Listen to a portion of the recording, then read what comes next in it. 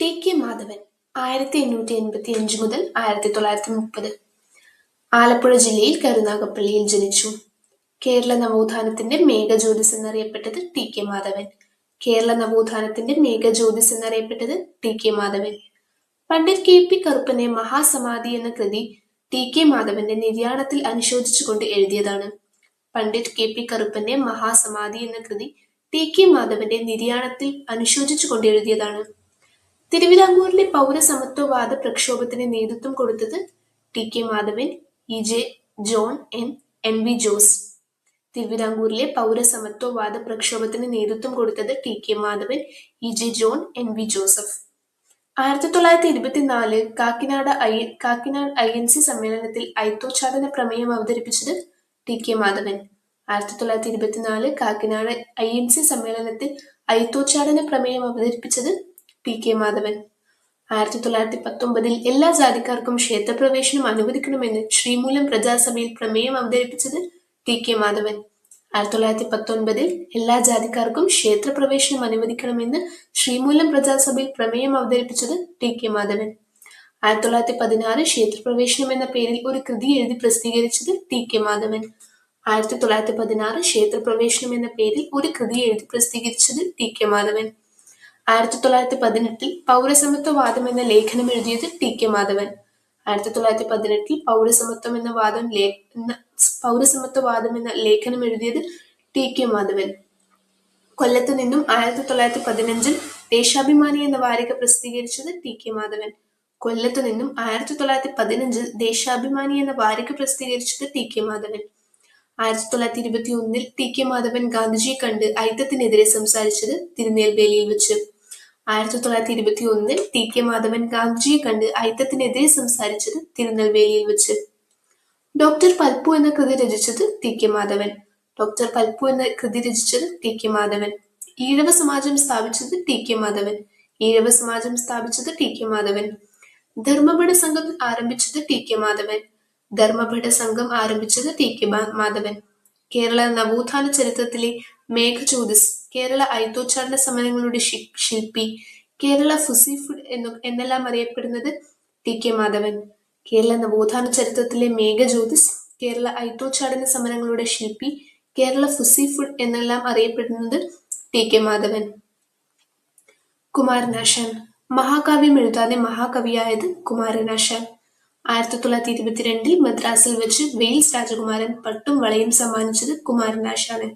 1922 മദ്രാസിൽ വെച്ച് വെയിൽസ് രാജകുമാരൻ പട്ടും വളയും സമ്മാനിച്ചത് കുമാരനാശാന്. കുമാരനാശാന്റെ വീണപ്പൂവ് ആദ്യമായി പ്രസിദ്ധീകരിച്ചത് മിതവാദിയിൽ. കുമാരനാശാന്റെ വീണപ്പൂവ് ആദ്യമായി പ്രസിദ്ധീകരിച്ചത് മിതവാദിയിൽ. കുമാരനാശാൻ പ്രരോദനം എഴുതിയത് എ ആർ രാജരാജവർമ്മയുടെ നിര്യാണത്തിൽ അനുശോചിച്ചുകൊണ്ട്. കുമാരനാശാൻ പ്രരോദനം എഴുതിയത് എ ആർ രാജരാജവർമ്മയുടെ നിര്യാണത്തിൽ അനുശോചിച്ചുകൊണ്ട്. ഡോക്ടർ പൽപ്പുവിന്റെ മാനസപുത്രൻ എന്നറിയപ്പെട്ടത് കുമാരനാശാൻ.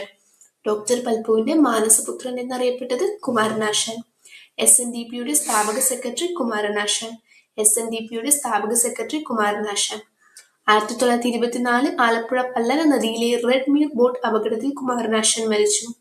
ഈ സ്ഥലം കുമാരകോടി എന്നറിയപ്പെടുന്നു. 1924 ആലപ്പുഴ പല്ലന നദിയിലെ റെഡ് മീർ ബോട്ട് അപകടത്തിൽ കുമാരനാശാൻ മരിച്ചു. ഈ സ്ഥലം കുമാരകോടി എന്നറിയപ്പെടുന്നു. ആശാൻ സ്മാരകം Thonnakkal, Thiruvananthapuram. C Keshavan 1891 1969. C കേശവന്റെ ജന്മസ്ഥലം Mayyanad, Kollam. C കേശവന്റെ ജന്മസ്ഥലം Mayyanad, Kollam. C കേശവന്റെ ഭാര്യ വാസന്തി.